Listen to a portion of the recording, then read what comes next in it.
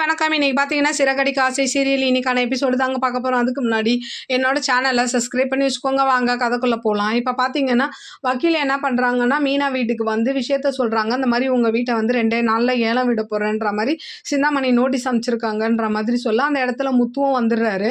அப்போ என்ன இந்த மாரி பண்ணிட்டாங்க அவங்க, வேற எதுவும் பண்ண முடியாதான்ற மாரி முத்து வந்து வக்கீல கேட்க, இல்ல அதுக்கான டைம் இல்ல, காசு கட்டி தான் ஆகணும் அப்படின்ற மாதிரி அவங்களும் சொல்ல, விஜயா இந்த மாரி கூட இருந்தே குழி பறிச்சுட்டாலே, நான் இவனை நம்ப போய் இன்னைக்கு என் வீடு கையை விட்டு போதேன்ற மாதிரி அழுகுறாங்க. அப்போ அண்ணாமலையும் ஒரு மாதிரி எனக்கு ஒரு மாதிரி படபடப்பா இருக்குன்ற மாதிரி சொல்ல, அப்போ முத்து என்ன சொல்றாரு, ஒன்றும் ஆகாதுப்பா, நான் வந்து இந்த வீட்டை எப்படியாவது மீட்பேன், 2 நாள் டைம் இருக்குல்ல அப்படின்ற மாதிரி ஆறுதல் சொல்லிட்டு என்ன பண்றாரு, வெளியில நிறைய ஃபினான்சியரை போய் பார்க்குறாரு. 4-5 ஃபினான்சியரை போய் பார்க்குறாரு.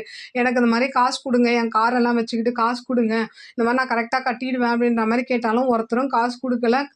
சூரிட்டி கையெழுத்தும் போட மாட்டேங்கிறாங்க.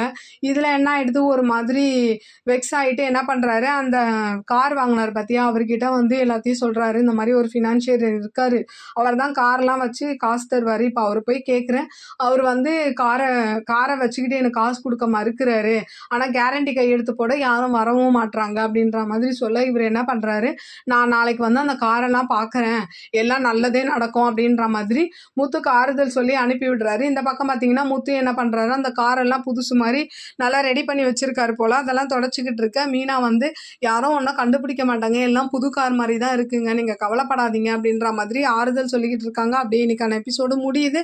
பார்க்கலாம் நாளைக்கு என்ன நடக்குதுன்னு பார்த்துட்டு நான் உங்களுக்கு ரிவ்யூ கொடுக்குறேன். என்னோட சேனல் பிடிச்சிருந்தா லைக் பண்ணுங்கள், ஷேர் பண்ணுங்கள், கமெண்ட் பண்ணுங்கள். என்னோட சேனலை சப்ஸ்கிரைப் பண்ணி சப்போர்ட் பண்ணுங்கள். நன்றி, வணக்கம், பாய்.